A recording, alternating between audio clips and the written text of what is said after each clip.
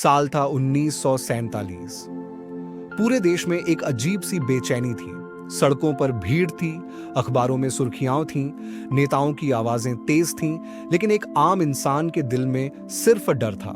लाहौर की एक पुरानी गली में रहने वाले राम नारायण को क्या पता था कि वो अपनी जिंदगी का सबसे बड़ा तूफान देखने वाला है।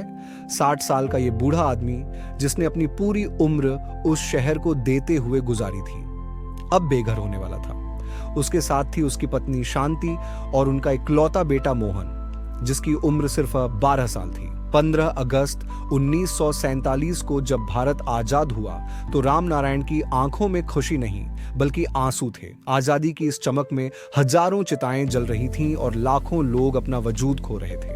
लाहौर अब पाकिस्तान बन चुका था और जो हिंदू थे उन्हें गैर मान लिया गया था। एक रात राम नारायण का परिवार खाना खा रहा था। तभी मोहल्ले से एक आवाज आई, जल्दी भागो, दंगा शुरू हो गया है। शांति घबराकर बोली, इतने साल इसी मोहल्ले में रहकर भी अब हमें भागना होगा। राम नारायण ने कांपती हुई आवाज में कहा, अब ये मोहल्ला हमारा नहीं रहा, शांति, हमें चलना होगा।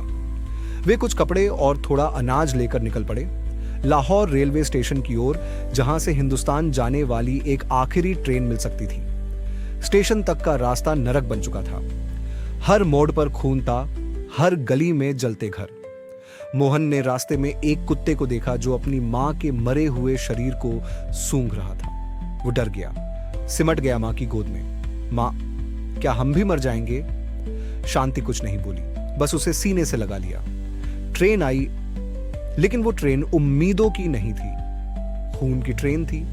लोग एक दूसरे पर चढ़कर बैठ रहे थे, कोई छत पर, कोई खिड़की में लटक कर, जैसे हर किसी को लगा अगर इस बार छूट गए तो शायद जिंदा नहीं बचेंगे। राम नारायण और उसका परिवार किसी तरह एक कोने में बैठ पाया, पर वहां कोई राहत नहीं थी।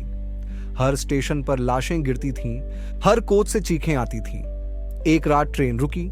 बाहर कुछ सिख और हिंदू लोग थे जो बचने वालों की मदद कर रहे थे। राम नारायण ने उतरने की कोशिश की, पर तभी कुछ उग्र लोगों ने ट्रेन पर हमला कर दिया। गोली चलने लगी। छोटा मोहन मां के हाथ से छूटकर भीड़ में खो गया। शांति चिल्लाई, मोहन, मोहन! उसकी चीख से स्टेशन कांप उठा, पर मोहन कहीं नहीं था। बाप बूढ़ा था, दौड़ नहीं सका। मां भागी, खोजा, रोई, लेकिन वो बच्चा चला गया था, शायद भीड़ के नीचे दबकर या गोली का शिकार होकर। ट्रेन चली गई, शांति वहीं रह गई, और राम नारायण उस डिब्बे में टूटे हुए, बिखरे हुए, जैसे उसकी आत्मा वहीं मर चुकी थी। दिल्ली पहुंचने पर राम नारायण का नाम शरणार्थियों की सूची में आ गया।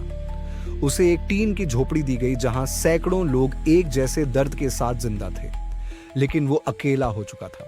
शांति वापस नहीं आई, मोहन वापस नहीं आया। बस बच गया था एक सवाल, क्या आजादी की कीमत इतनी भारी थी? वो हर रोज स्टेशन जाकर बैठता, हर आती ट्रेन को देखता, हर बच्चे की आवाज सुनता, पर उसका मोहन कभी नहीं आया। साल बीतते गए, राम नारायण बूढ़ा हो गया, कई नई सरकारें आईं, देश तरक्की करने लगा, पर उसकी आंखें वहीं अटकी रहीं।